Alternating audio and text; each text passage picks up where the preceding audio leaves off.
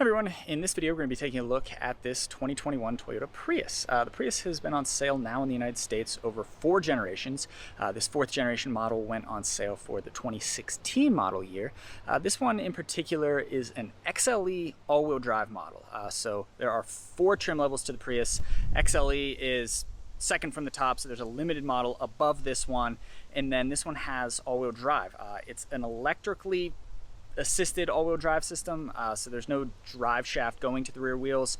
There are just electric motors back there, and they really only kick in at very low speeds when the vehicle has already sensed slippage. So given that I live in a very dry climate and the weather has been about 90 degrees this week, I doubt the all-wheel drive system has turned on once over the course of my week driving this thing.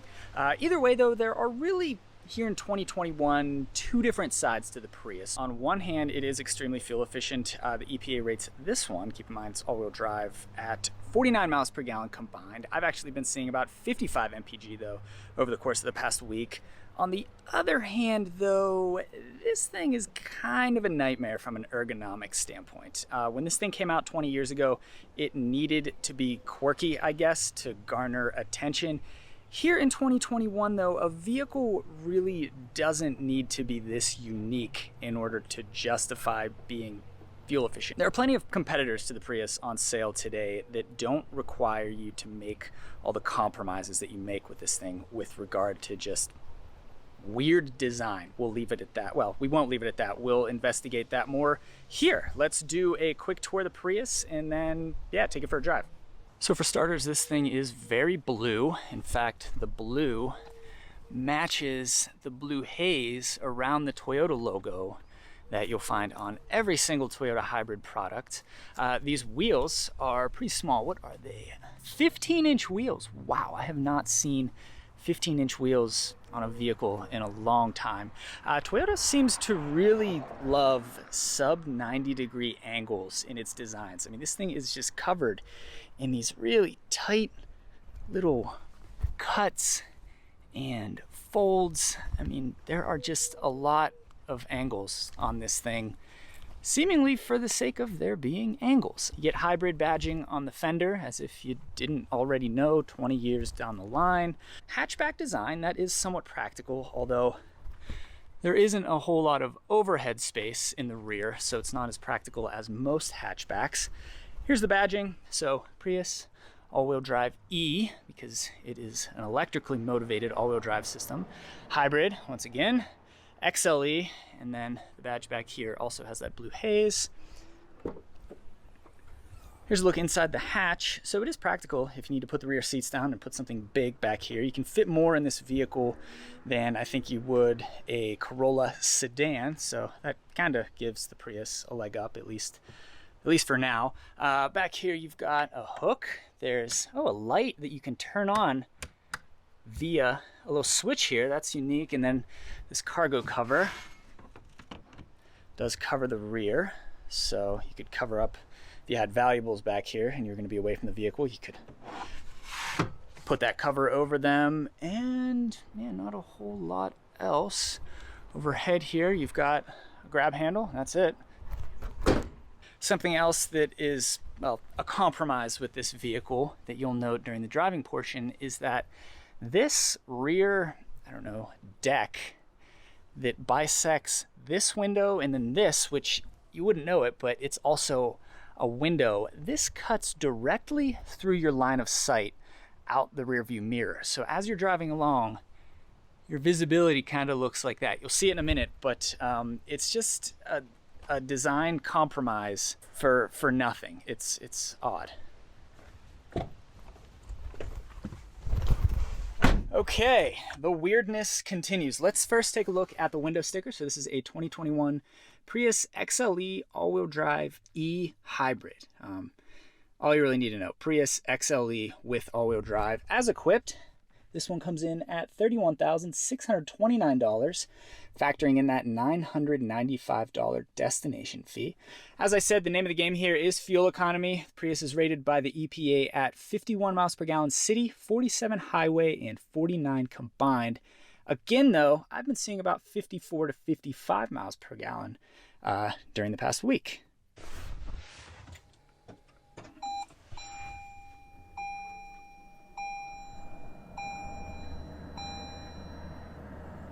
Okay, so it's on. The first thing you'll notice is that there's no gauge cluster behind the steering wheel. This is a design element that the Prius has employed since the beginning, so over 4 generations now. You kind of get used to it, but you also kind of don't. All of your information is displayed on this grouping of screens up here. So here is a color display screen, here's a second color display screen, and then this is kind of your traditional backlit gauge cluster information here. So no screen there, there's a clock, 2 screens right there, and then here obviously is your center infotainment screen. It's pretty small, resolution is fine. Toyota's infotainment systems have come a long way, so not as bad as it used to be. Prius gets another weird thing, is this shifter here. So the shifter returns to center whether you've put the vehicle in reverse, drive, or neutral. So drive is you go over here and down,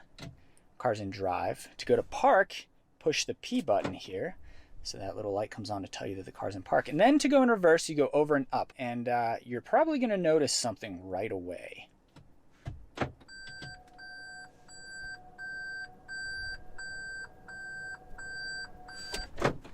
So that beeping never stops. It just goes and goes and goes for the extent of the time that the vehicle is in reverse.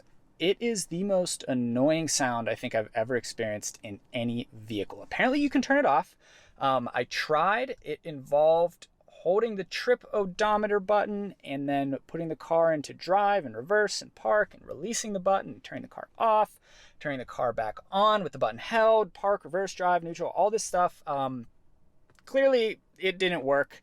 I put about 5 minutes into it. Yeah, if you own one of these, you've probably turned the beep off. I'm more so frustrated by how it's just not intuitive to turn it off. And the thought of actually using this vehicle day to day with this beeping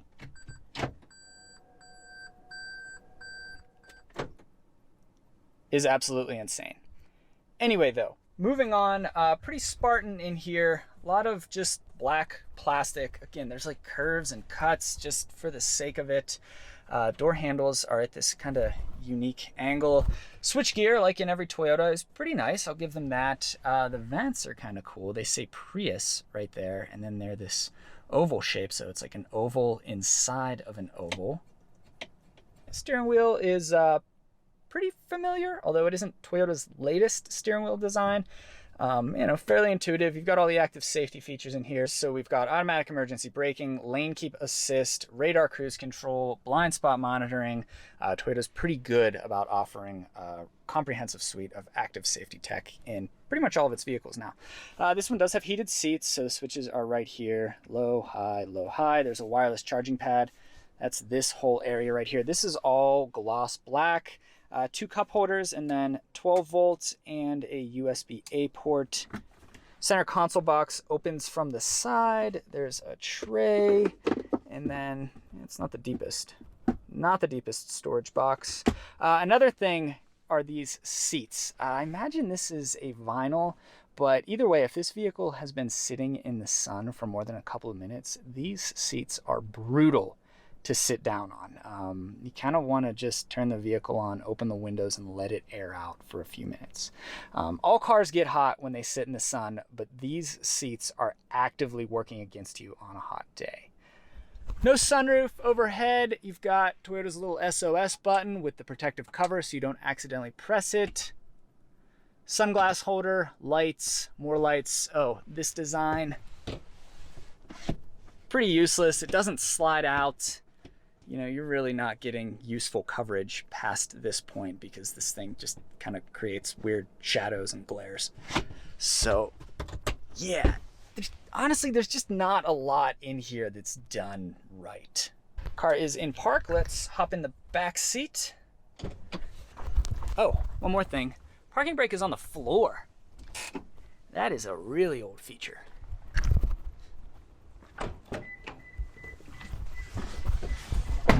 Okay, more beeping, but you do get seat back pockets on both seats.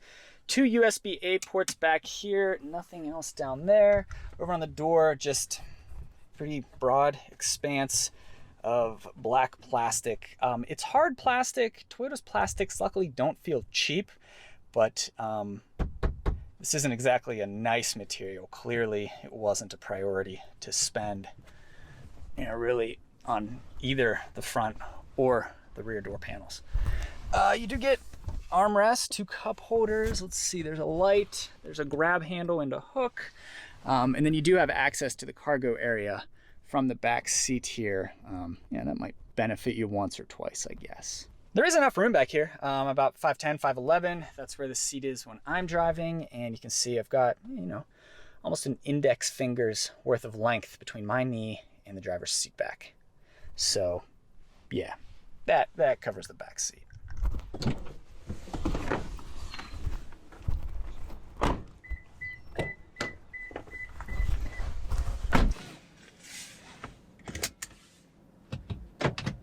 Okay, 2021 Toyota Prius. So let's put on the energy usage screen here. So we'll go to menu, info, and then eco. So right now it's showing that the car's moving under battery power. So there's an image of a battery with arrows that show power going to both of the front wheels. There is a little thing on here that shows when power is being sent to the rear wheels. Like I said, though, I don't think we'll see that happen on this drive.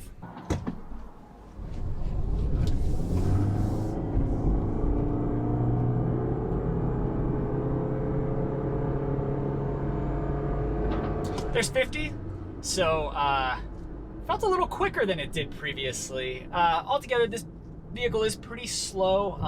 I'll admit, I didn't even bother to look up the 0 to 60 time because it really doesn't matter. But the electric assist when you're starting off from a dead stop is kind of nice. I've always thought that about hybrid vehicles. You get a lot of low-end torque at low speeds. Now, a lot is relative in a car like this, but the nature of an electric motor is it puts out a lot of torque from a dead stop. So when you're starting from a red light, the thing takes off under electric power. Never really feels fast though. So I know you can't really see behind me, but in my rear view mirror, I see headrests, a tinted piece of glass, that's the lower piece of glass on the rear hatch, and then a rather small sliver of normal glass that's not tinted. I imagine that's the one I'm supposed to be looking out of, but it's small. It's way smaller than it needs to be. Yeah, just not a lot of good outside of the powertrain. Powertrain's great. 90, maybe 60-70% of the cars on the road today should have this powertrain. I think the world would be in a much better place if every regular old 2-liter gas engine in all these vehicles was replaced with a Prius powertrain. And I don't think many drivers would notice a difference because I don't think many people care. So the powertrain's great, but from a design standpoint, this thing, I don't know. I get worked up, but I'm a little bit insulted by a lot of the choices they've made when it comes to the design here. Toyota's sold plenty of these vehicles though, so clearly they don't have a problem. I just look at some of the competitors that don't require you to make these compromises. Like this car doesn't have a normal gauge cluster. The doors in the console and the shifter and this thing, and the rear window, everything's just laid out really weird. And I think the time for that is past. There's the speed bump. I hit it about 20 miles per hour. Felt pretty good. I kind of expected this to be a little noisier, but next one, that was at 23 miles per hour. Yeah, felt fine. Here's our third one up here. We'll go a little faster. We'll hit that at about 28 miles per hour. Okay, wow. Surprising, really surprising. I thought hitting those speed bumps this fast in a vehicle like this might amount to abuse, but it handled them really, really well, surprisingly. All right, get ready for it. Backup camera, like most Toyotas, is not very good. something seems like it might be better than in some of their other vehicles, but I don't know if you can even hear me over this obnoxious noise. So there's a look at the 2021 Toyota Prius. Like I said in the intro, I think there are two different sides to this vehicle. On one hand, you've got the powertrain, which is really impressive, 49 miles per gallon combined according to the EPA. I managed about 54 this week. I think you could take about half of the vehicles on the road today and replace them with Priuses, and the drivers really wouldn't know the difference. I think there are so many cars out there that might as well be this fuel efficient and aren't. And that were the case, we'd use a lot less fuel, would be a lot better off as a planet. I live somewhere that sees a ton of air pollution, and I think that problem would be helped in part if more vehicles were this fuel efficient. So you've got the powertrain. I don't mind the way the car drives either. It's not fast, but it's good enough. And the other nice thing about a vehicle like this is it really removes ego from the equation. It's just easy to get in it and drive and be completely anonymous on the road. I find myself driving more slowly, more cautiously, because I wanted to try to get the best fuel economy I possibly could. That's the name of the game with the Prius, and I think that's better for everyone when you drive more efficiently. On the other hand, though, the Prius was kind of the original hybrid, and because of that, Toyota has always designed it to be pretty quirky. This one still has a lot of the strange quirks that came with the original. It doesn't have a gauge cluster behind the steering wheel. Styling is different. It's got this weird two-tier glass in the rear that makes visibility odd. There are just all kinds of compromises that you make when you drive this thing. And here in 2021, the Prius is no longer your only choice. You've got the Honda Insight, which is basically a hybrid version of the Civic. In Toyota's own lineup, you've got the Corolla Hybrid, which has pretty much the same exact powertrain as this thing. You can't get it with all-wheel drive, but it returns the same fuel economy. And the Corolla is just a more normal vehicle with more sensible design throughout. So I think while at one point the Prius was novel and unique, here in 2021, I don't think I would choose this over a Corolla Hybrid just because the design is compromised.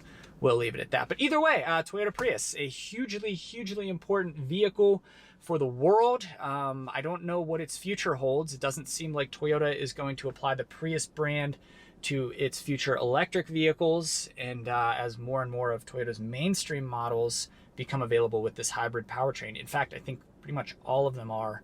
All the Toyota TNGA products are, at least at this point. I think that the Prius's role in Toyota's lineup is going to get smaller and smaller and smaller, to the point that I don't know if we'll see another generation of this vehicle. But either way, for the 20 or so years that it's been on sale here, this vehicle has done a lot to introduce drivers to the idea of fuel efficiency, which I think is a good thing. So I think that sums up the Prius. Thanks for watching.